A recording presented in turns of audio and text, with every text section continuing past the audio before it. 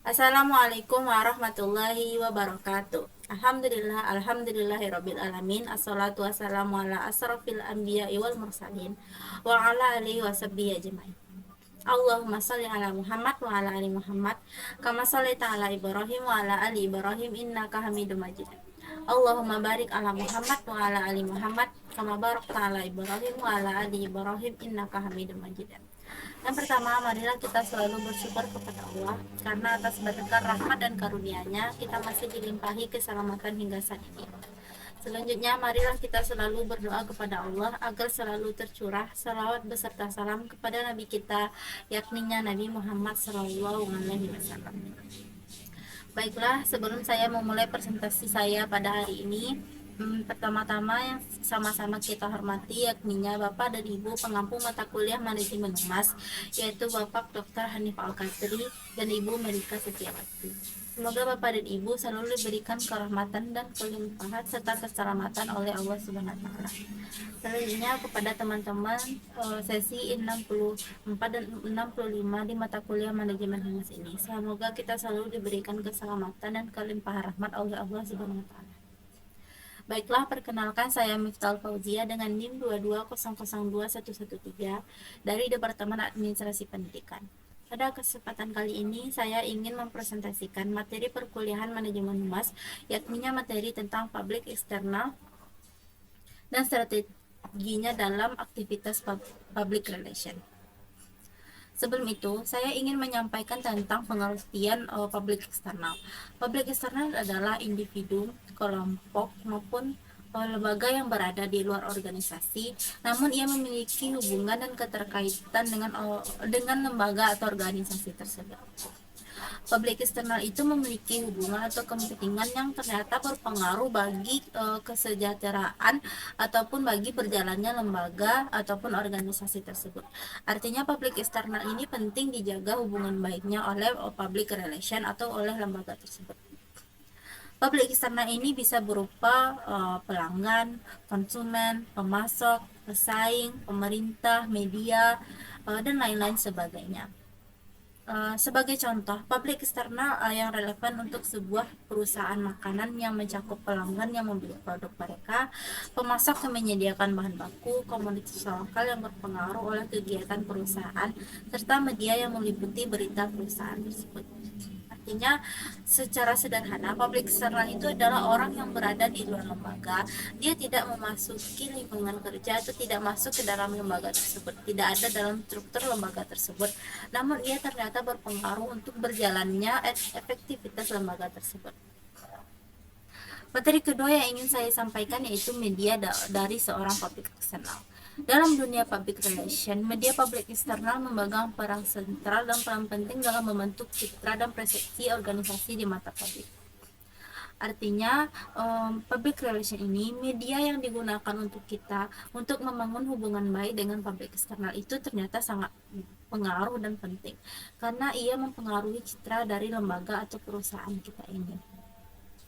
Media ini bisa berbagai jenis, contohnya surat kabar, majalah, televisi, radio, dan platform online. Media publik eksternal memiliki peran kunci dalam aktivitas publik internal karena mereka adalah saluran utama atau jalan utama untuk menyampaikan peran organisasi atau lembaga kepada publik yang lebih luas. Secara sederhana, media itu adalah alat atau sesuatu yang kita gunakan untuk menunjukkan citra dan peran baik lembaga kita kepada publik eksternal kita tadi. Beberapa peran utama media eksternal dalam public relation adalah yang pertama yaitu penyampai pesan. Media massa adalah alat utama bagi public relation untuk menyampaikan pesan dan informasi kepada publik. Informasi tentang produk, layanan, acara, dan berbagai aspek organisasi tadi dapat diungkapkan melalui berita, iklan, wawancara, dan berbagai bentuk konten lainnya. Artinya peran utama itu penyampai media atau penyampai pesan. Artinya apa-apa saja yang ingin kita sampaikan kepada publik eksternal tadi bisa kita sampaikan melalui media publik eksternal tadi. Contohnya seperti kita membuat iklan, membuat berita acara, melakukan wawancara, dan lain-lain. Yang kedua yaitu menciptakan citra. Media publik eksternal dapat membentuk citra organisasi di mata publik. Melalui laporan berita, ulasan produk, dan komentar ahli, media dapat mempengaruhi persepsi tentang organisasi dan produknya. Misalnya nih contohnya, kita memiliki sebuah rumah makan, dan media kita adalah konsumennya. Ketika konsumen kita memberikan review yang baik terhadap rumah makan kita tadi, maka akan secara tidak langsung media tadi memberikan ulasan atau memberikan citra positif kepada publik eksternal kita yang lainnya, sehingga kita tidak memiliki biaya-biaya tambahan untuk membuat iklan untuk mengungkapkan bahwa rumah makan kita ini memiliki citra rasa yang baik. Tiga yaitu filter informasi. Ini juga berperan untuk penyaring informasi. Artinya mereka memutuskan berita mana yang akan disiarkan dan bagaimana cara menyiarkan berita tersebut dan bagaimana cara mereka melaporkannya. Oleh karena itu, hubungan yang baik dengan media sangat penting agar informasi yang disampaikan sesuai dengan pesan yang ingin dikomunikasikan. Yang keempat yaitu menyampaikan isu dan perkembangan. Media massa seringkali menjadi wadah untuk menginformasikan isu-isu terkini dan perkembangan terbaru. Organisasi dapat memanfaatkan media ini untuk menyuarakan isu-isu yang relevan dengan industri atau komunitas mereka. Contohnya nih, kita memiliki rumah makan. Dan ada seorang konsumen yang mengetahui kita memiliki menu baru, maka secara tidak langsung konsumen tadi akan mereview ke orang-orang bahwa rumah makan kita memiliki menu yang baru. Nah, ini kan menghemat biaya kita untuk membuat iklan kalau ternyata kita juga memiliki menu baru di rumah makan kita. Yang terakhir yaitu katalisator kritis. Artinya dia menjadi katalisator yang mempercepat penyebaran berita. Hubungan yang baik dengan media sangat penting dalam mengelola krisis dan meminimalkan dampak negatif publik kita kepada publik eksternal. Baiklah, materi selanjutnya yang ingin saya sampaikan yaitu bentuk kegiatan eksternal public relation, atau apa saja public eksternal dalam sebuah lembaga tersebut.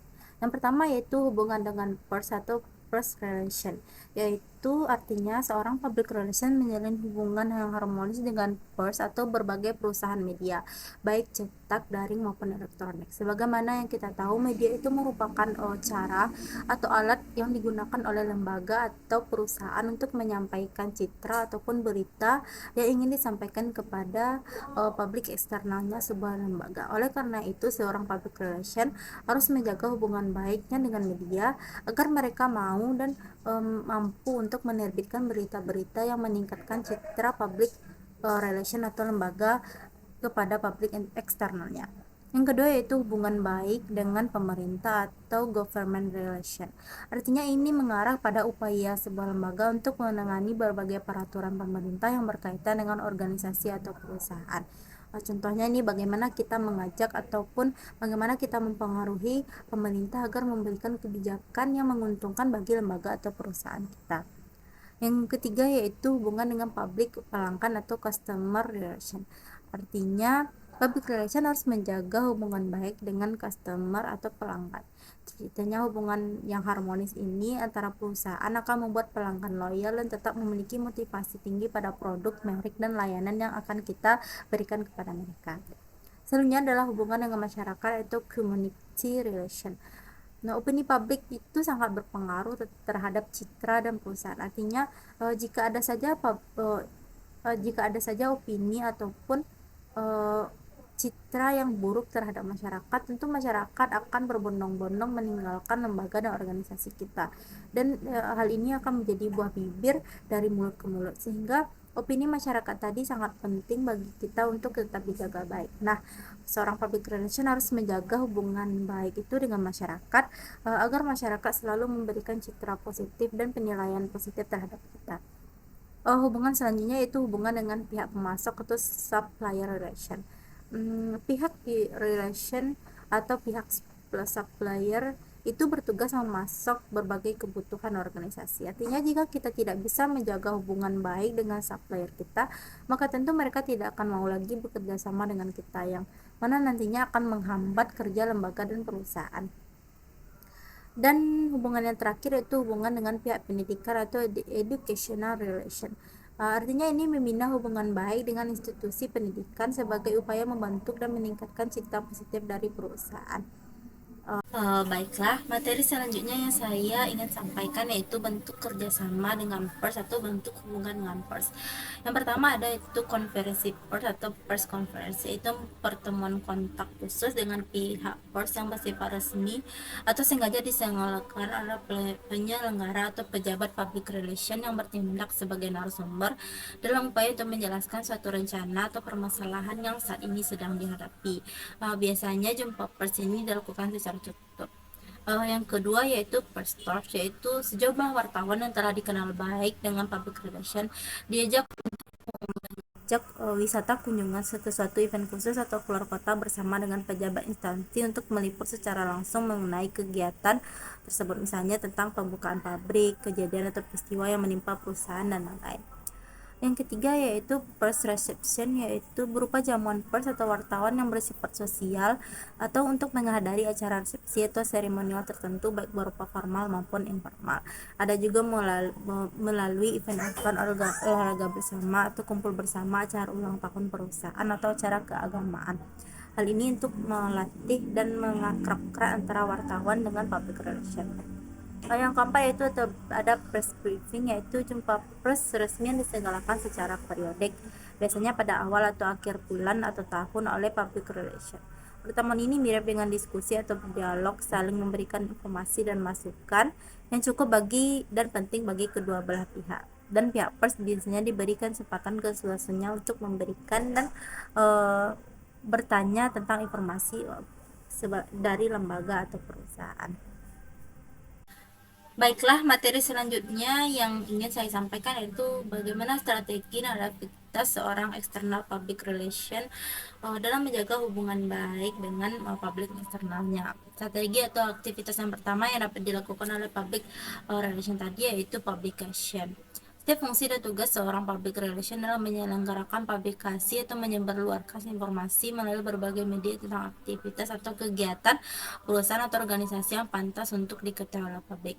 Dalam ini, tugas public relation adalah meningkatkan dan menciptakan berita untuk mencari publikasi melalui kerjasama dengan pihak pers atau wartawan dengan tujuan menggunakan citra lembaga atau organisasi tersebut. Yang kedua yaitu event. Event didefinisikan sebagai suatu kegiatan yang diselenggarakan untuk memperingati hari-hari penting sepanjang hidup manusia, baik secara individu maupun kelompok yang terikat secara adat, budaya, tradisi, dan agama. Event ini bertujuan untuk memberikan informasi secara langsung kepada masyarakat atau kepada pihak eksternal dan mendapatkan timbal balik atau umpan balik dari dan positif dari publiknya, dan menjadikan media komunikasi sekaligus mendapatkan publikasi sehingga pada akhirnya publik menjadi target sasaran yang akan memperoleh pengenalan dan pengetahuan tentang lembaga tersebut. Selanjutnya adalah kalender event, merupakan kegiatan rutin yang diselenggarakan pada waktu tertentu seperti menyambut Hari Raya Idul Fitri, Hari Raya Natal, dan lain-lain. Selanjutnya adalah special event, yaitu ajang khusus yang bersifat khusus dilaksanakan pada momen-momen tertentu di luar acara rutin dan program kerja seorang public relation seperti peluncuran produk baru, pembukaan kantor, pembukaan pabrik baru, gedung baru, dan lain-lain. Strategi selanjutnya adalah momen event atau momen yang bersifat momentum dan lebih khusus lagi, misalnya menyebut pesta perak, pesta emas, pesta berlian, dan lain-lain. Baiklah, sekian materi yang saya sampaikan pada kesempatan ini. Saya mohon maaf jika ada salah. Saya sudahi. Assalamualaikum warahmatullahi wabarakatuh.